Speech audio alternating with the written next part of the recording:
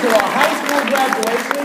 Now they know what they got into. A little girl told, I'll never forget this little girl, yo quiero ser el valedictorian. Mija, you can be a valedictorian.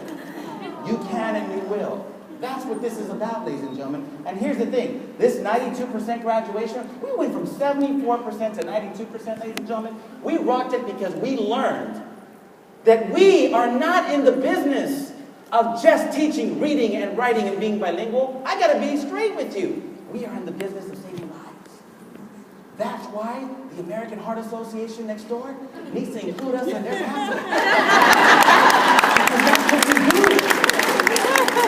My life today is beautiful because I had a third grade teacher named Miss Whalen who decided that I would not lose my Spanish, but that I would add another beautiful language called English to that. That lady helped me go from the Buzzards to the Eagles in 1 year, my reading. And I never lost my Spanish. My mom, who's here today, introduced me to my first ELD teacher. You might have heard of it. Sesame Street? Electric Company. You know where I learned phonemic awareness? With the lips. Remember them? Sailboat. Sailboat. Summer. That's how I learned. Thank you, Mommy. Te quiero mucho. So here's the thing. Ladies and gentlemen, here's the thing. We began our journey at Baldwin Park by first exploring this question. What are you about at your school? I remember it was the first day back from summer. That's the one day we're all happy. Right? Blondes are brunettes, brunettes are blondes. People lost weight. Everybody caught the Macy's sale, right? So we show up. And on that day, we're happy. You know why we're happy that day? Because the kids aren't back. Right? And we look at each other. And I said to everybody, hey, everybody, today is going to be a special day. Today, I'm going to give $100 away. And they were like, woo, principal giving away money. It's going to be a great year. And I said, here's what I need. I need one person from each department to come up. And I'm going to ask you a question. And if you get this question, not only do you get $100 to take your entire department out to lunch, today, lunch will be an hour and a half. Over the summer, I heard Chris Rock, my favorite comedian, say, you know it's a bad state of affairs when the only two people in society that have a half-hour lunch are people in prison and teachers. So that day, we gave them an hour and a half. And you know what the veteran teachers did, right? They sent up the new teachers. Hey, new teacher, get up there. Come on, represent the math department. So the new teachers were nervous. And then my secretary added to the plot. She said, oh, by the way, the winners will also receive 10 reams of paper for your department.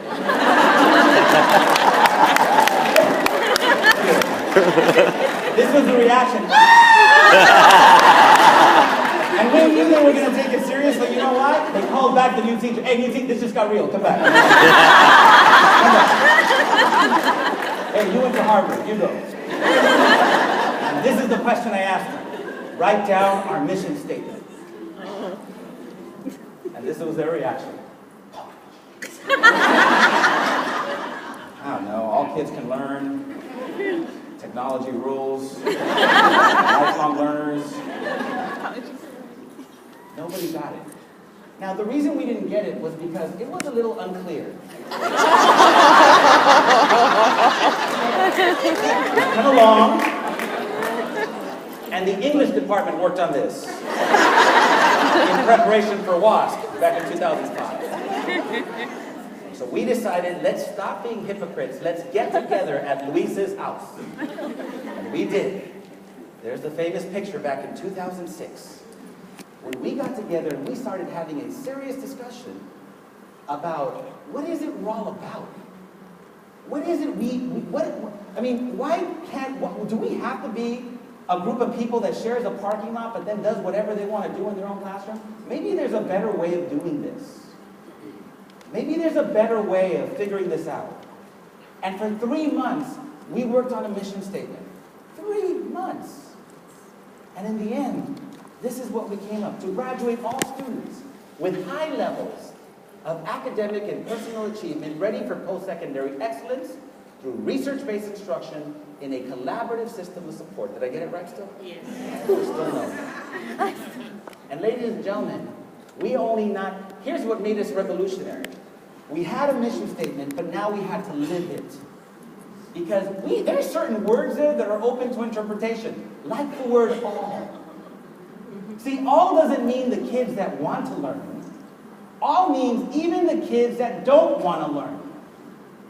Those kids, even that child that just came into 10th grade and cannot speak a word of English, that kid too is going to graduate. And if we have to move heaven and earth for it to happen, then so be it. So we're going to make it happen. It's as simple as that. So we did something revolutionary. We started living the mission. And we started not making excuses for why they can't learn. We started taking all these things that leaders have been teaching us for years, and we started applying it. Dr. Lori Olson, is she in the house? Dr. Olson, you'll see her later. She taught us the importance of listening to your ELs and looking for messages of what they need to be successful. Who knew that talking to the kids might be helpful? Ladies and gentlemen, later on today, I'll share exactly the kind of the things we did. But all I can tell you is that those people, and let me keep this presentation real. There were people that were cool with this. There were people that said, yeah, and they said, we're out. And some of them did it professionally, and some of them did not. And some of them had to be told, this is not the job for you.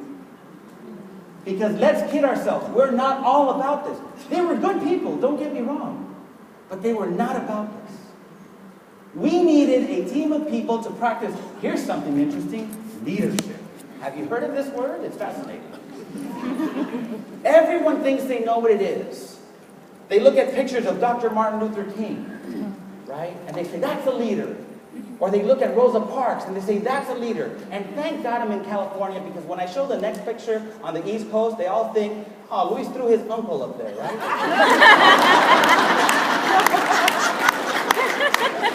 Cesar Chavez, true or false? Leader. What made them so leader-esque? What made them such huge leaders? Here's what made them some huge leaders. You know what they did? They practiced the following. They influenced people. They made people believe. See, here's what happens in our profession. We work so hard, and we're on a fast-moving freight train that never stops. True or false, people? True. That sometimes we lose that moral imperative that led us to do this work in the first place. See, and all that data that we're looking at that is so critical, because we believe at Baldwin Park High School, in God we trust, everyone else needs data. That was our motto. And we looked at data. And you know what we did, though? We humanized our data, because here's what we've done. Sometimes we forget that all those stats and charts and pie charts actually represent kids. So we would have our kids come in to our faculty meeting and present. This is what helps us learn. This is why we were successful. We studied leadership, and then you know who confirmed that leadership was important? This guy. You know this guy. Dr. Marzano. This man doesn't write anything that can't be scientifically proven. I bet you he's writing his wife a love letter tonight with citations. Fascinating individual. This man says, hey, by the way, effective school leadership is huge, but here's the distinction. It's not about one person. Effective leadership at a school is a group of people working together to achieve things. And so that meant that I, as the principal, could not do this alone. I needed people like my man Julio Nunez in the audience, who we hired and made some incredible things happen at our school. We needed teachers to come in and become excited. We needed to give them the space. Are you out there? We needed to give them the time to do this work. And we figured it out. And great things happened, my friends, and we became this, a team. Now, I am not into NASCAR, no offense, but when cars pull up to the pit stop, that is something to watch. These people are a team. Here's how I like to put it. We're all outside in the lobby of the hotel. We walk into an elevator. Are we a group or are we a team? You're a group. Elevator breaks down, what do we become? A team. Because all of a sudden, there's a focus, isn't there? Get off this darn elevator quickly. Right? We became a team, ladies and gentlemen. Check out the picture here. Look at everybody knows what they're doing. Look at his picture. Do you see the words? But they don't speak English. do you see? But they don't read. No, they're determined to make something happen. And you know what they want to do? They want to confront what's called the pink elephant. And the pink elephant at our school was our English learners are not learning. Stop pretending that some kind of magic dust is going to be sprinkled and they're going to change. Let's assemble our own NASCAR pit crew to do something about this. Now, we got started with the LA County Office of Ed. By the way, huge resource.